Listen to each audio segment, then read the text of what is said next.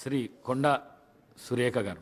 అధ్యక్ష, ఈరోజు ఈ శాసనసభకు మూడవ తెలంగాణ శాసనసభకు ఏకగ్రీవంగా మీరు స్పీకర్గా ఎన్నికైన సందర్భంగా ముందుగా మీకు శుభాకాంక్షలు తెలియజేస్తూ ఉన్నాను.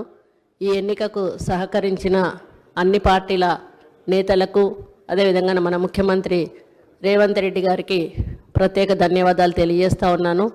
ఈ ఎన్నిక ద్వారా కాంగ్రెస్ పార్టీ మళ్ళీ ఒకసారి దళిత పక్షపాతి అని నిరూపించుకున్నది. నేను దాదాపుగా ఇది 5వసారి శాసనసభకు ఎన్నిక కావడం. ఆ రోజు యనమల రామకృష్ణుడి దగ్గర నుంచి మొదలు పెడితే కిరణ్ కుమార్ రెడ్డి గారు, సురేష్ రెడ్డి గారు, మత్సూదనాచారి గారు, ఆ తర్వాత మీ ఆధ్వర్యంలో ఈ సభలోకి అడుగు పెట్టడం జరిగింది. ఈ సభ యొక్క పవిత్రత గురించి అందరూ కూడా చెప్పడం జరిగింది. ఎన్ని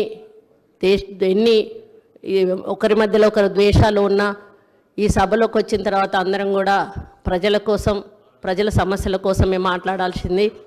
ఈ సభలో ఎన్ని వాదోపవాదాలు జరిగినా, ఎన్ని దూషణలు చేసుకున్నా కూడా ఈ సభ తలుపు దాటంగానే అందరూ కూడా శాసనసభలో ఒక స్నేహిత భావంతో ముందుకెళ్తారు.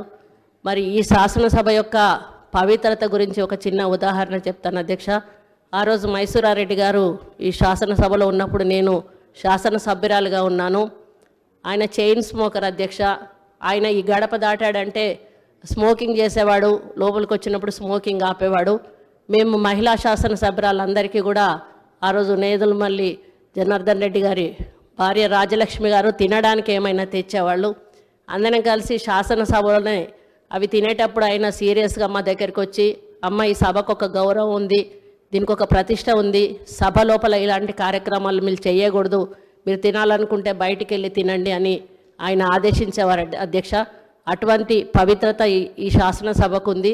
కాబట్టి ఇప్పుడు ప్రతిపక్షాలు మాట్లాడినట్టుగా, మరి అధికార పక్షాలు మాట్లాడినట్టుగా మీరు ఈ సభకు ఒక తండ్రి లాంటి వాళ్ళు. అదేవిధంగా నాలాగా ఒక ఎంపీటీసీ స్థాయి నుంచి, ఎంపీపీ స్థాయి నుంచి ఈరోజు స్పీకర్ స్థానానికి రావడం మామూలు విషయం కాదు అధ్యక్ష. మీరు మీ బాధ్యతలను అందరూ కోరినట్టుగా నిష్పక్షపాతంగా నిర్వహించి ఈ శాసనసభకు ఒక హుందాతనాన్ని ఇస్తారని ఆశిస్తూ ఉన్నాను అధ్యక్ష.